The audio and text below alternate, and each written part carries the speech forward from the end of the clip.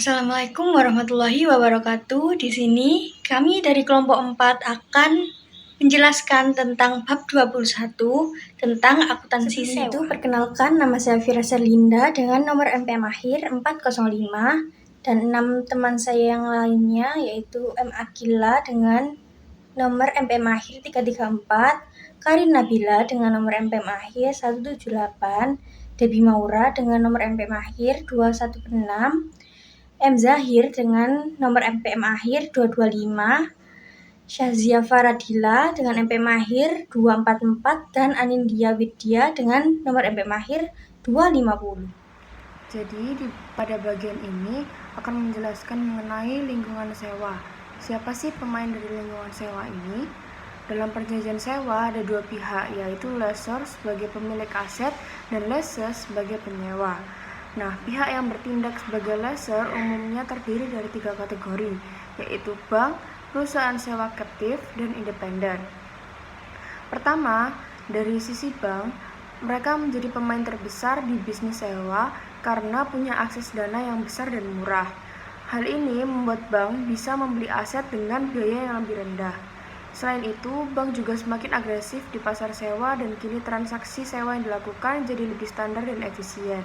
Beberapa contoh bank besar yang punya anak perusahaan sewa antara lain Credit Suisse, Chase, Barclays, dan Deutsche Bank.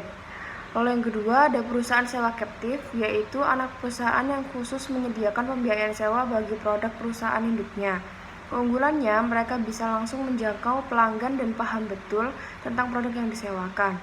Contohnya seperti CNH Capital, BMW Financial Service, dan UPS Capital, yang semuanya ini fokus membiayai produk dari entitas induk mereka. Selanjutnya, kategori terakhir yaitu lessor independent.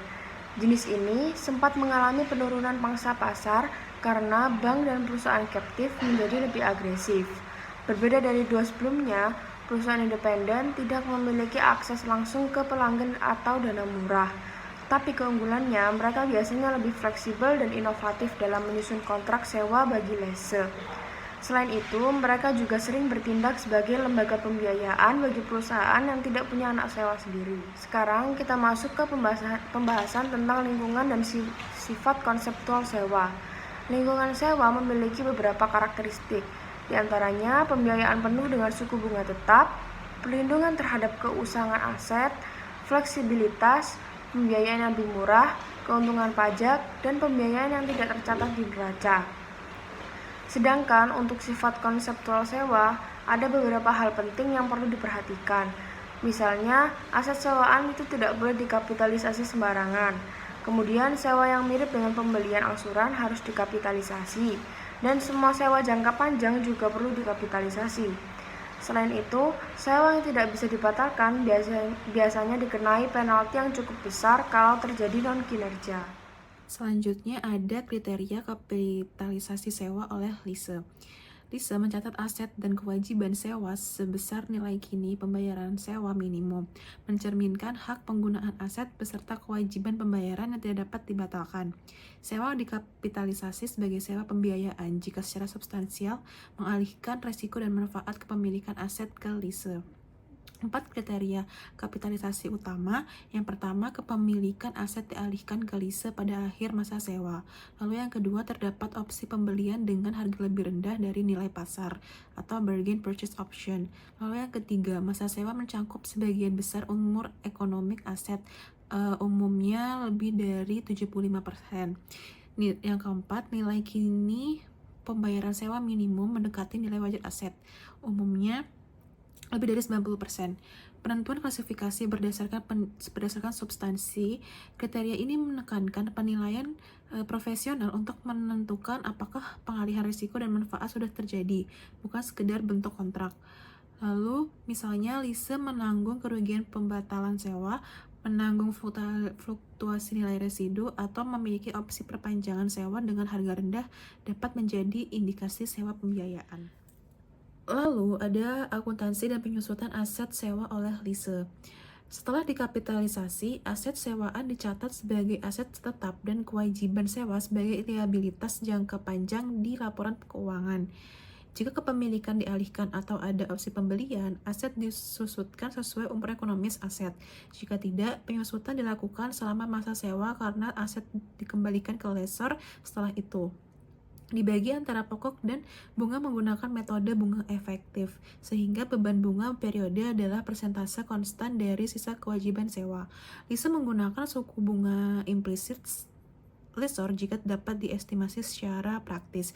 Jika tidak, menggunakan suku bunga pinjaman inkremental yang mencerminkan biaya dana lise. Meski nilai aset dan liabilitas awal sama, penyusutan aset dan pelunasan kewajiban dilakukan secara independen sepanjang masa sewa. Oke, untuk materi selanjutnya ada metode sewa pembiayaan.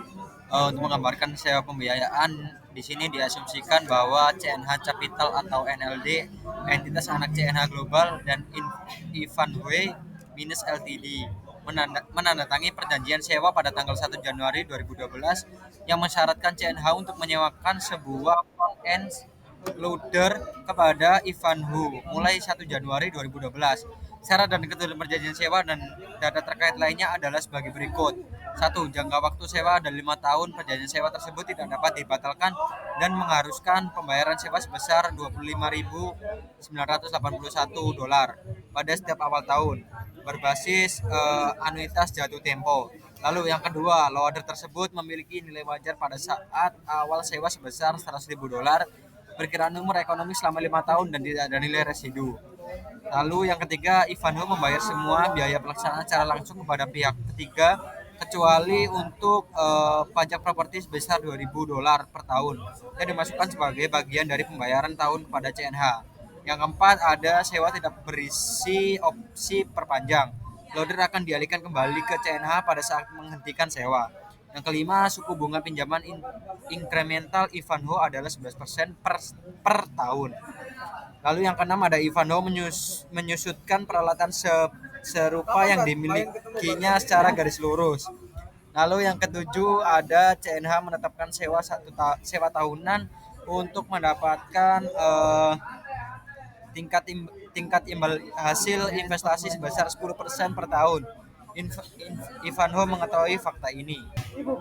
Lalu di sini jurnalnya yaitu liabilitas jangka panjang pada liabilitas sewa 76.000 dikurangi 16.000 sama dengan 59.638. Lalu liabilitas jangka pendek pada utang bunga dan liabilitas bunga sebesar 7.600 dan 16.379. Nah, Ivanhoe mencatat pembayaran sewa pada tanggal 1 Januari 2013 sebagai berikut. Beban pajak properti sebesar $2.000, utang bunga sebesar $7.601, liabilitas sewa sebesar $16.379, dan kas sebesar $25.908. Lalu yang selanjutnya ada metode operasi atau lease. Berdasarkan metode operasi, beban sewa dan liabilitas terkait diakui di hari ke hari oleh lease karena menggunakan properti tersebut. Leasing mengalokasikan sewa pada periode yang menguntungkan dari penggunaan aset dan mengabaikan secara akuntansi setiap komitmen untuk melakukan pembayaran di masa mendatang. Leasing membuat akrual atau penangguhan yang sesuai jika periode akuntansi berakhir antara tanggal pembayaran kas. Lalu yang selanjutnya ada akuntansi bagi lessor. Sebelumnya dalam bab ini kita membahas keuntungan sewa bagi leasing. Ada 3 manfaat penting bagi lessor, diantaranya yang pertama pendapatan bunga. Sewa merupakan bentuk pembiayaan bank, captive, dan perusahaan leasing independen melihat bahwa transaksi sewa menguntungkan karena memberikan margin bunga yang kompetitif. Yang kedua, insentif pajak. Dalam banyak kasus, perusahaan yang melakukan sewa tidak dapat menggunakan manfaat pajak dari aset tersebut. Tetapi leasing semacam itu memungkinkan perusahaan untuk mengalihkan manfaat pajak tersebut kepada pihak lain atau lessor dengan imbalan berupa tarif sewa yang lebih rendah atas aset sewaan. Baik, di sini saya akan menjelaskan tentang akuntansi bagi lessor dan klasifikasi sewa oleh lessor. Yang pertama, kita bahas terlebih dahulu tentang akuntansi bagi lessor. Bagi pihak lessor atau pihak yang menyewakan aset, ada 3 manfaat utama dari kegiatan sewa. Yang pertama yaitu pendapatan bunga karena sewa bisa menjadi sumber keuntungan seperti halnya pembiayaan. Yang kedua, ada insentif pajak di mana manfaat pajak bisa dialihkan kepada lessor. Contohnya seperti yang dilakukan oleh perusahaan besar Airbus. Dan yang ketiga yaitu nilai residu yang tinggi. Artinya, aset yang dikembalikan di akhir masa sewa bisa memiliki nilai yang lebih tinggi dari harga perolehannya. Contohnya, bisa kita lihat pada Ford dan Citigroup. Kemudian untuk klasifikasi sewa oleh lessor ada 3 jenis utama. Yang pertama yaitu sewa operasi atau operating lease, yaitu sewa yang tidak mengalihkan resiko dan manfaat kepemilikannya, sehingga asetnya tetap disusut oleh lessor. Yang kedua yaitu sewa pembiayaan langsung, di mana resiko dan manfaat kepemilikan berpindah, tetapi tidak ada laba rugi penjualan. Dan yang ketiga, sewa tipe penjualan atau sales type lease, yang biasanya dilakukan oleh pabrikan atau dealer, di mana terdapat laba atau rugi dari penjualan aset tersebut. Selanjutnya, kita masuk ke metode pembiayaan langsung. Sewa pembiayaan langsung adalah bentuk pembiayaan di mana lessor mencatat piutang sewa atau lease receivable, bukan aset sewaan. Nilainya didasarkan pada nilai kini dari pembayaran sewa minimum ditambah dengan nilai kini dari nilai residu yang tidak dijamin. Sebagai contoh, di sini digunakan kasus CNH atau Ivanhoe. Mereka menyewakan alat berat dengan jangka waktu 5 tahun dan pembayaran sewanya sebesar $25.981,62 per tahun, sudah termasuk biaya pelaksanaan sebesar $2.000. Nilai alatnya sendiri adalah $100.000 dengan umur ekonomis 5 tahun dan bunga implisitnya 10%.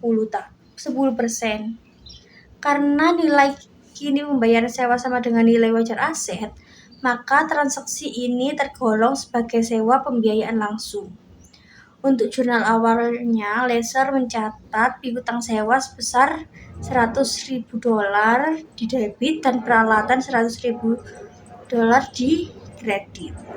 Lalu pada penerimaan pembayaran tahun pertama dicatat kas sebesar $29.981,62 di debit dan piutang sewa $23.981,62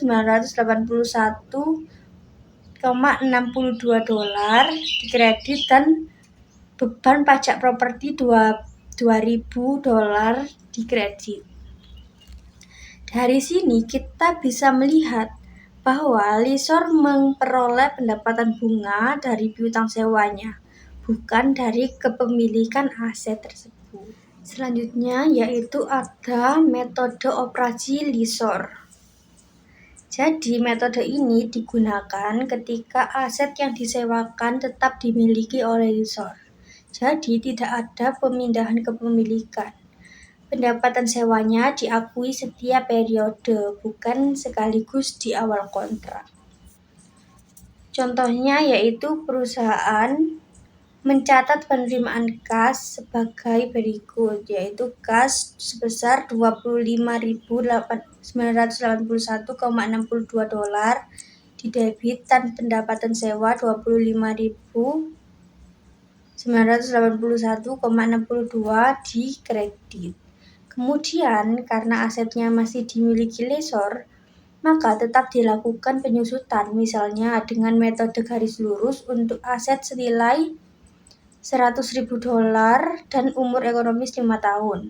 Maka beban penyusutannya yaitu $20.000 per tahun.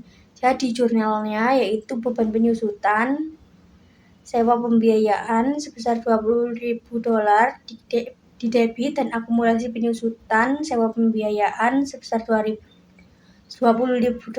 di kredit. Lalu untuk pelaporan aset yang disewakan tetap tercatat sebagai aset tetap di neraca lessor. Dalam laporan keuangan, Aset tersebut diklasifikasikan sebagai peralatan yang disewakan bersama dengan akumulasi penjusutannya. Tujuannya supaya pengguna laporan keuangan bisa membedakan antara aset yang digunakan sendiri oleh perusahaan dan aset yang disewakan kepada pihak yang lain. Baik, yang selanjutnya ada akuntansi sewa atau lease accounting. Apa itu nilai residu? Nilai residu adalah estimasi nilai wajar suatu aset sewaan pada akhir masa sewa. Nilai residu ini menjadi signifikan terutama ketika umur ekonomi aset sewaan itu melebihi masa sewa yang telah disepakati. Konsep nilai residu sendiri itu dibagi menjadi dua kategori utama. Yang pertama itu nilai residu yang dijamin. Nah, setiap dua kategori itu memiliki implikasi yang berbeda bagi penyewa maupun pemberi sewa, lessee atau lessor. Yang pertama, nilai residu. Nilai residu yang dijamin, yaitu Guaranteed Residual Value atau GRV. GRV adalah nilai residu yang memiliki kepastian realisasi karena lessee atau pihak ketiga menjamin bahwa lessor akan menerima nilai tersebut pada akhir masa sewa. Implikasi akuntansi bagi lessee adalah konsekuensi pembayaran, karena lessee sendiri wajib menjamin nilai ini. GRV termasuk dalam perhitungan pembayaran sewa minimum lessee. Kapitalisasi. Nilai residu yang dijamin ini ikut dikapitalisasi sebagai bagian dari aset sewaan dan kewajiban sewa pada pembukaan lessee. Implikasi akuntansi bagi lessor atau pemberi sewa. Lessor mendapat lebih banyak kepastian bahwa investasi awal mereka akan kembali, sehingga GRV menjadi komponen penting untuk menjamin tingkat imbal hasil atau rate of return investasi yang diinginkan. Yang kedua, nilai residu yang tidak dijamin, yaitu Unguaranteed Residual Value atau UGRV. UGRV adalah nilai residu yang tidak dijamin oleh lessee atau pihak ketiga manapun. Implikasinya bagi lessee yaitu dari sudut pandang lessee, UGRV tidak memiliki konsekuensi ekonomi atau akuntansi. Oleh karena itu, UGRV tidak mempengaruhi perhitungan pembayaran sewa minimum dan tidak dikapitalisasi sebagai aset atau kewajiban sewa. Implikasinya bagi lessor atau pemberi sewa adalah, meskipun tidak dijamin, lessor tetap memasukkan UGRV dalam perhitungan piutang sewa langsung untuk memastikan mereka mencapai tingkat imbal hasil yang diinginkan, misalnya sebesar 10%. Secara ringkas, perbedaan utama itu terletak pada siapa yang menanggung resiko atas nilai aset pada akhir masa sewa, yang kemudian menentukan bagaimana nilai tersebut diperlakukan dalam akuntansi. Baik, pada slide ini kita akan membahas mengenai sewa jenis penjualan. Jadi, sewa jenis penjualan merupakan salah satu bentuk sewa pembiayaan di mana pihak lessor atau pemberi sewa mengakui laba atau rugi penjualan pada awal masa sewa. Artinya, begitu perjanjian sewa dimulai, lessor langsung mencatat keuntungan penjualan dari aset yang disewakan, bukan menunggunya sampai akhir masa sewa. Nah, jenis sewa ini biasanya terjadi apabila nilai kini dari seluruh pembayaran sewa sama atau bahkan melebihi nilai wajar dari aset yang disewakan. Hal ini menunjukkan bahwa secara substansi transaksi ini lebih mirip penjualan dibandingkan sewa biasa. Biasanya jenis sewa ini dilakukan oleh perusahaan manufaktur atau dealer. Tujuannya bukan hanya mendapatkan pendapatan bunga dari pembayaran sewa, tetapi juga untuk menjual produknya melalui perjanjian sewa. Jadi, bisa dibilang sewa jenis penjualan ini menggabungkan unsur penjualan dan pembiayaan dalam satu transaksi. Selanjutnya, pada slide ini kita bahas bagaimana pencatatan awal dilakukan oleh pihak lessor pada sewa jenis penjualan.